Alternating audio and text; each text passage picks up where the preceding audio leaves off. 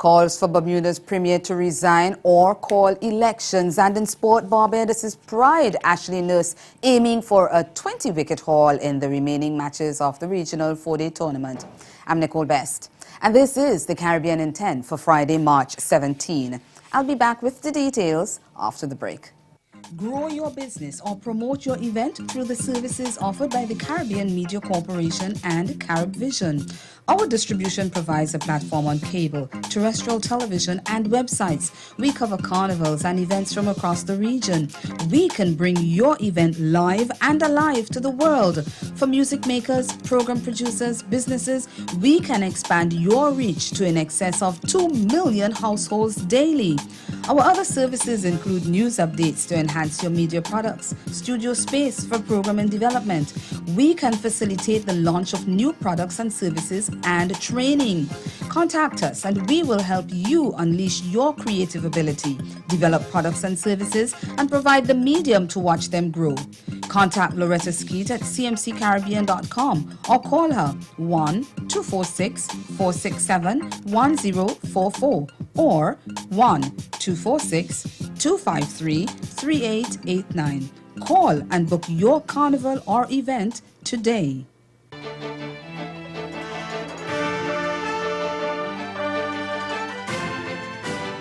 We begin in Bermuda, where the opposition Progressive Labour Party, the PLP, has demanded that Premier Michael Dunkley step down or call a snap general election after backbencher Mark Pettingill resigned.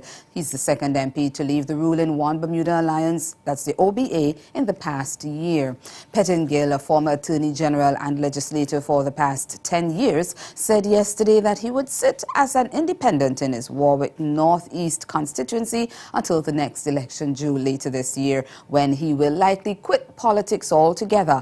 He said he felt compelled to leave the governing party due to conflicts with his legal work and also because he diametrically and philosophically opposes the government's position on numerous issues. Dunkley, whose OBA won the 2012 general election 19 seats to 17, described Pettingill's departure as disappointing, but he has refused to cave in to the PLP's demands. The critical thing at this time is that we need to make sure that Bermuda remains stable. We have so much work to do. The country's not ready for an election at this point in time. There are some in the opposition who might want that, but it won't serve any of us well.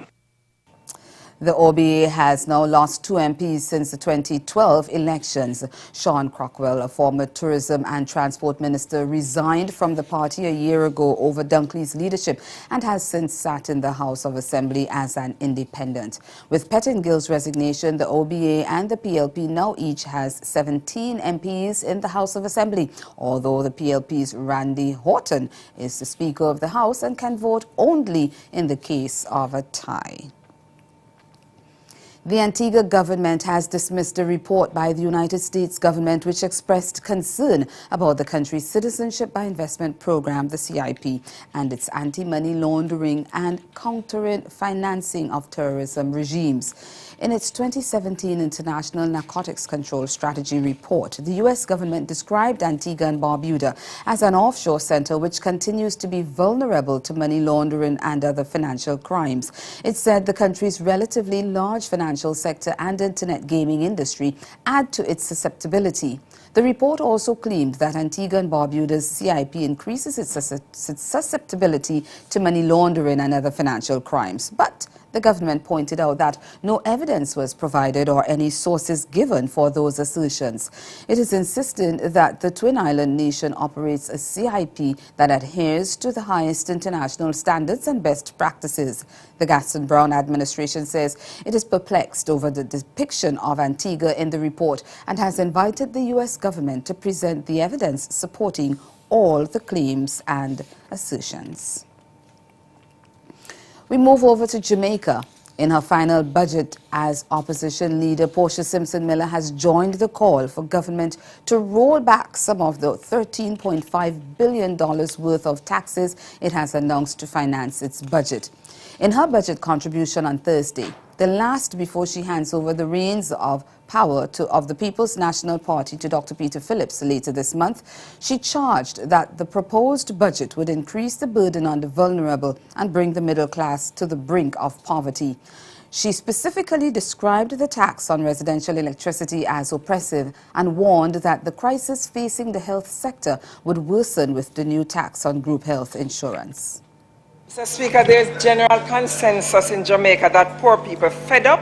This budget is unjust. This budget is counterproductive. This budget has no heart. Business people say this budget is going to make their businesses uncompetitive.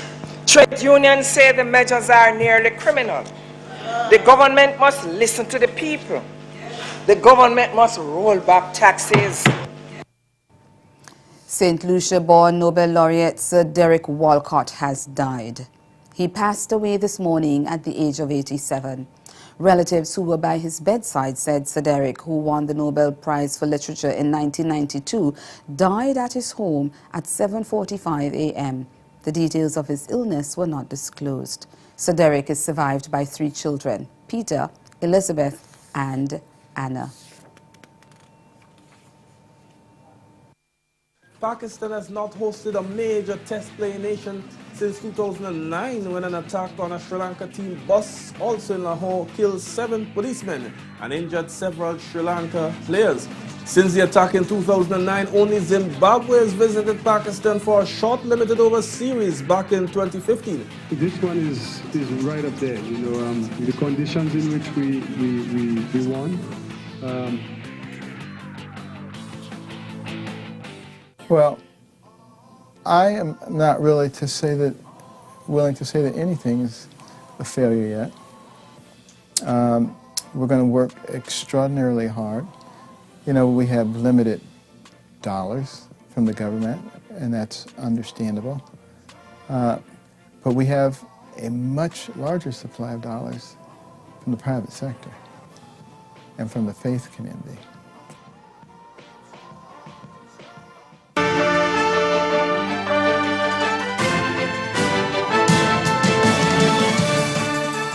First off, in your midday sport, off-spinner Ashley Nurse is hoping to put on his best performance and capture 20 wickets in the remaining matches for Barbados Pride in the regional 4-day tournament. The match between Pride and Windward Islands Volcanoes is currently underway at the Kensington Oval. Pride currently sits 3rd on the table with 68 points. Speaking with CBC TV8 ahead of today's fixture, Nurse said that while he is anticipating a tough fight, his aim is to remove the Volcanoes' batsmen quickly. The team that the mirrors, the batsmen usually come hard at us, so being consistent and keeping it tight. Of course, they make the mistakes more often than not. If you go there to take 10 wickets, I mean, obviously they have their stalwarts in Devon Smith and Andrea Fletcher and those kind of guys. So it's not a case where we target one player. We try to get all 10 wickets and try to get them out as fast as possible for the lowest scores possible. Batsman Lyndell Simmons has backed his West Indies teammate Andre Russell to bounce back strongly following his 1-year ban. Jamaican Russell was slapped with the suspension last month after being found guilty by a local disciplinary panel of failing to disclose his whereabouts and therefore missing 3 drugs tests. Simmons called the suspension harsh but said he believed the all-rounder would recover from the setback. He told the Trinidad Guardian, and I quote, "Not having Russell is a very big blow. I think it's a big loss for us and to the cricketing world in general, specifically in the 2020 arena. I personally think it is very harsh, but it is done already, and I hope he is dealing with it well. To miss a whole year of cricket is very hard, especially when you know you are making your living off cricket and you have a family to feed and whatever." End of quote.